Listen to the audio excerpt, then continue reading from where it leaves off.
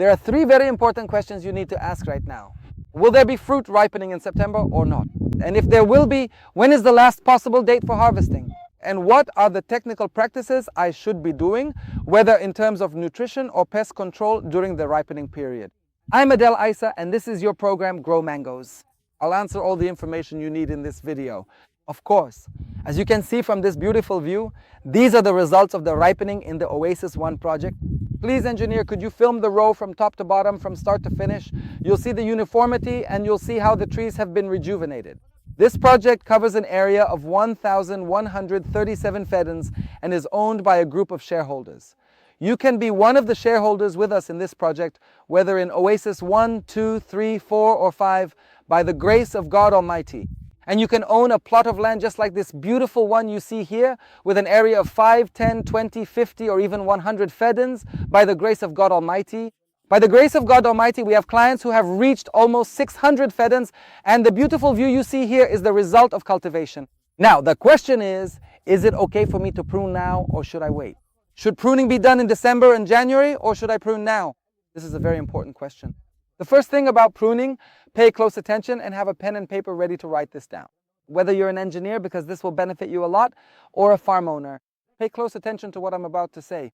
First of all, if this year your tree didn't bear a good crop and still hasn't produced, I advise you to prune it as soon as possible, no later than September 15th.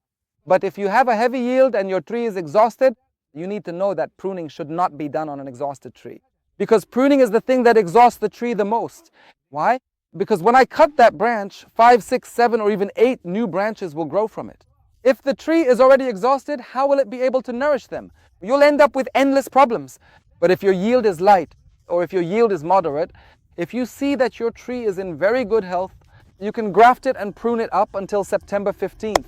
And before you prune on September 15th, you should have significantly increased your nitrogen level, so that as soon as you cut or prune your tree, it immediately starts its renewal process as quickly as possible.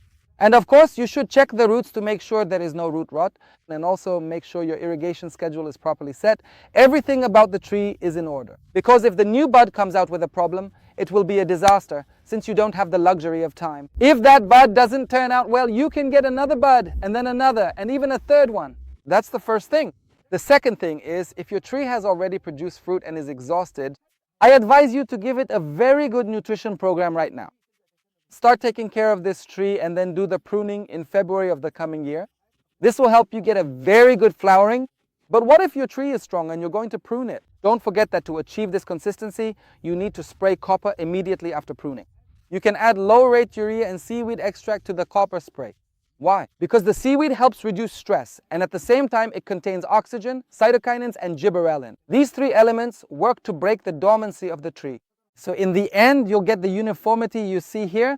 And don't forget to continuously check these materials to make sure there's no thrips. And every week in general, you'll have thrips, meaning you'll have thrips. So as long as new growth appears, you shouldn't let a week go by without spraying nutrients along with a light insecticide spray. This is for the sake of dealing with the thrips issue inside the tree. Of course, the project you're seeing here, as I mentioned before, is a single project owned by a group of investors. By the grace of God, it receives delegations from all over the world. Then I advise you, if you have a mango farm or want to invest in agriculture or anything like that. Yesterday we had a delegation. This delegation was from several countries, Bahrain, Germany, and a number of other countries. And today, by the grace of God, we have a group of investors visiting. So I always advise you to come and visit the project. Believe me, it will make a huge, huge, huge difference for you. See you soon. Peace be upon you and God's mercy and blessings.